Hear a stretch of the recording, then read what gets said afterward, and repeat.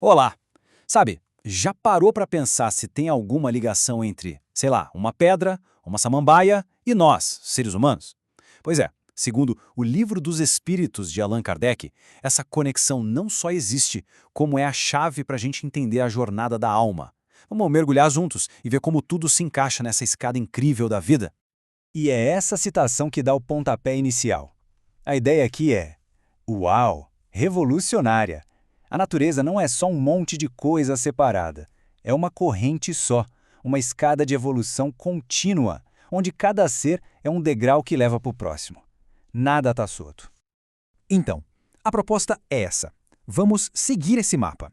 A gente vai usar o próprio livro como uma bússola, sabe? Para rastrear essa jornada, passo a passo, e tentar entender o que cada etapa revela sobre o nosso próprio lugar nesse universo todo. Vamos começar pelo primeiro grande conceito, a grande cadeia dos seres. A ideia aqui é que nada no universo acontece por acaso. Pensa só, é como se fosse uma teia de aranha gigante, onde tudo, absolutamente tudo, está interligado por um propósito maior. E a palavra-chave aqui, gente, é harmoniza. O que isso quer dizer? Que nessa visão não existe caos, não existe acaso na natureza. Cada ser, do menor cristalzinho até a pessoa mais complexa, tem o papel exato dentro de leis universais que mantêm tudo em perfeito equilíbrio. Mas por onde essa jornada toda começa? Bem, não é com um Big Bang, não. É mais como um sussurro. O ponto de partida está lá nos estágios mais básicos da existência, com um despertar bem lento, bem gradual, de uma essência que está em todas as coisas. E essa essência tem nome.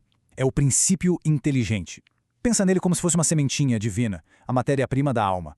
E essa semente precisa passar por diferentes escolas, que são os reinos da natureza, para poder germinar e finalmente crescer. E aqui o caminho fica bem claro, né? Olha só. Nos minerais, essa sementinha está lá dormindo latente.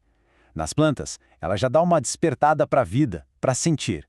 E aí, finalmente, nos animais, ela ganha movimento e uma ferramenta superpoderosa, o instinto.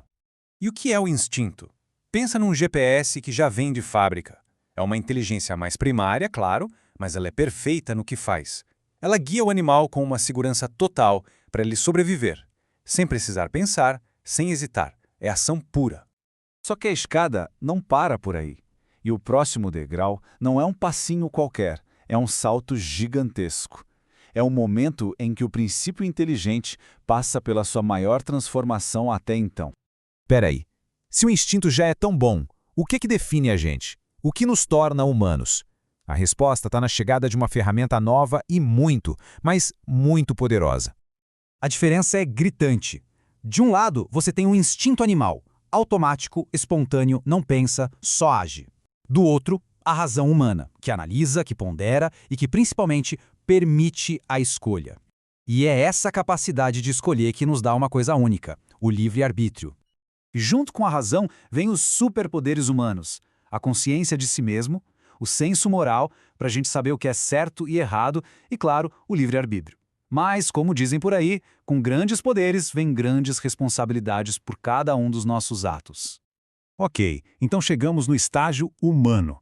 E agora, para onde vamos? O caminho continua, mas de que jeito? É exatamente aqui que o livro faz uma distinção super importante, para a gente não cair numa confusão bem comum sobre reencarnação. A regra de ouro é a seguinte: o progresso não para. O espírito, agora como ser humano consciente, continua sua jornada de aprendizado em várias vidas, sempre evoluindo, sempre caminhando para um estado melhor. Mas aí vem aquela pergunta clássica, né? Tá, mas um ser humano pode regredir?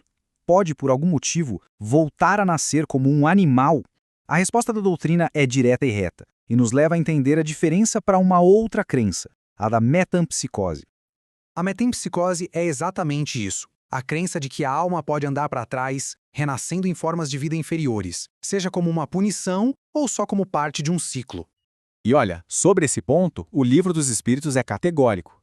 A citação não deixa a menor margem para dúvida, né? A ideia de que um espírito humano possa voltar para um corpo de animal é totalmente rejeitada. Por quê? Porque violaria a lei do progresso. Então, a diferença é fundamental. Pensa assim, na reencarnação espírita, o caminho é uma via de mão única, sempre para frente. Na metempsicose, a alma poderia pegar um retorno e regredir. São visões completamente opostas sobre a jornada da alma. E essa é a imagem mais forte para a gente guardar. O espírito é como um rio. Ele pode até ter um curso mais lento, dar umas voltas, mas ele nunca, jamais vai voltar para a nascente. O fluxo é sempre para frente. Sempre. Então, para amarrar tudo, a natureza é uma corrente só, sempre evoluindo. Existe uma essência, o tal princípio inteligente, que viaja da matéria até se tornar humano. O que nos define? Razão e livre-arbítrio. E o mais importante, a reencarnação é sempre um caminho para frente, nunca para trás. E tudo isso nos deixa com uma última pergunta no ar. Se a escada só sobe e não tem como descer, o que será que existe lá no topo?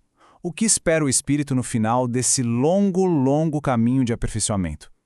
Fica aí a reflexão.